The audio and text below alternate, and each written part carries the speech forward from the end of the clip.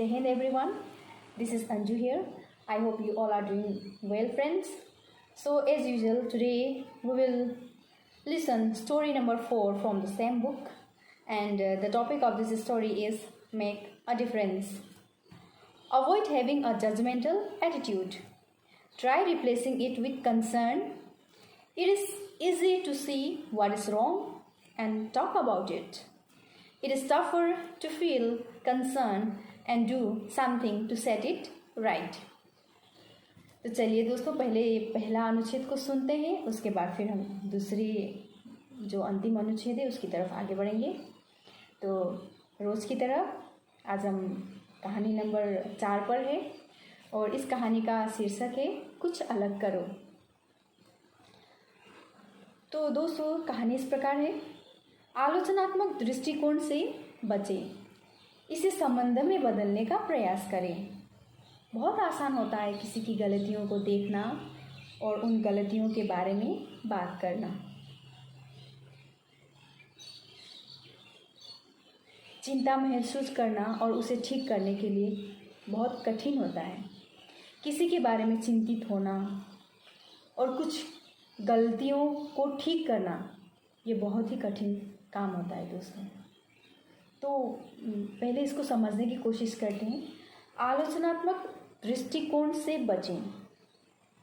निर्णयात्मक दृष्टिकोण, किसी के बारे में बुरा कहना, किसी के ज़िंदगी के बारे में हम अपने कमेंट्स देते हैं, अपने सुझाव देते हैं कि वो उसको ऐसा नहीं करना चाहिए था, उसको इस तरह से करना चाहिए था, उस तरह से करना चाहिए था, ऐसे कपड़े नहीं पहनने चाहिए थे, यहाँ नहीं जाना चाहिए था, ये नहीं पढ़ना चाहिए था। ऐसे बहुत सारे सुझाव जो है हम देते हैं दोस्तों।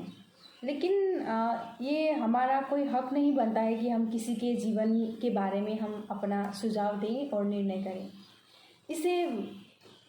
इसे अच्छा है दोस्तों कि हम उसके बारे में चिंता करें, उसके बारे में कोई अच्छा सोचे।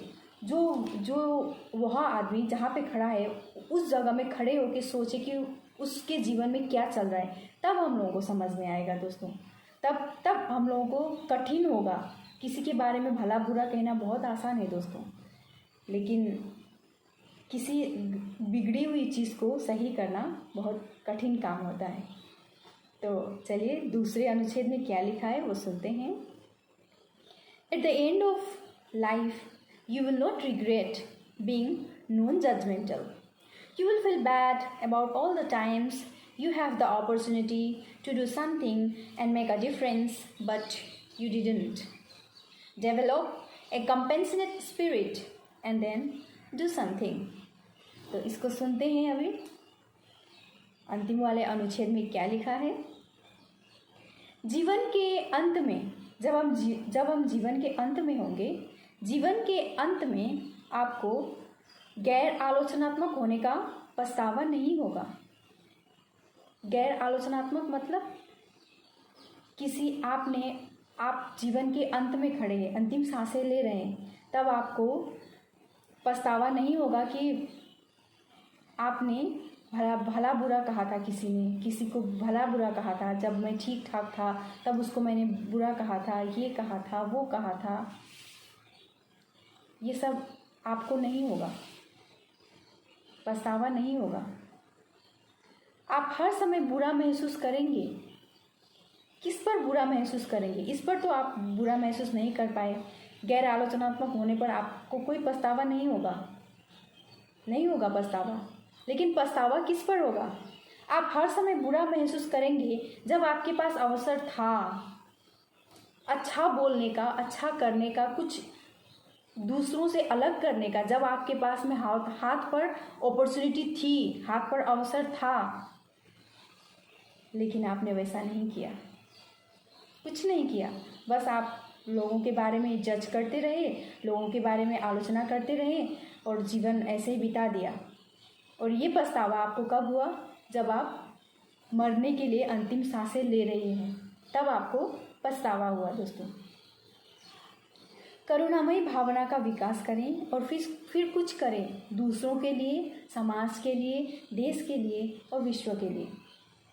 करुणामयी भाव, जो करुणा होता है, जो प्यार होता है, वो विकसित करने के लिए हम लोग को टैक्स देने की ज़रूरत नहीं होती है दोस्तों। हम उसको विकसित करके दूसरों को प्यार बांट सकते हैं।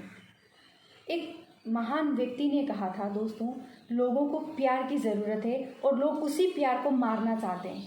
किसी को फ़र्क नहीं पड़ता, किसी को प्यार, जिसको भी, अगर वो पति, घर में पति पत्नी हो या भाई बहन हो या कोई भी हो जो मिले जुले अच्छे हैं, दोस्त है, तो लोगों को ये इससे खटकती है दोस्तों। इसको सब ख़त्म करना ही चाहते हैं, लेकिन अंतिम में जाके लोगों को प्यार ही चाहिए होता है। हम सबको चाहिए होता है दोस्तों, लेकिन हम ही उस प्यार को नहीं देख पाते हैं, उस प्यार को ही ख़त्म करते जा रहे हैं दोस्तों। तो चलिए हम करुणा को विकसित करते हैं और लोगों में प्यार बांटते हैं, आपस में प्यार बांटते हैं, आलोचना करना बंद कर देते हैं, किसी के बारे में अच्छा सोचते हैं, अच्छा सोचने की कोशिश करते हैं और सबका भला करते हैं और विश्व का भला करते हैं।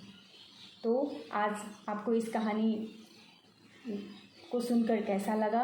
अपना सुझाव, अपना कमेंट बॉक्स में मुझे ज़रूर लिखिएगा। धन्यवाद।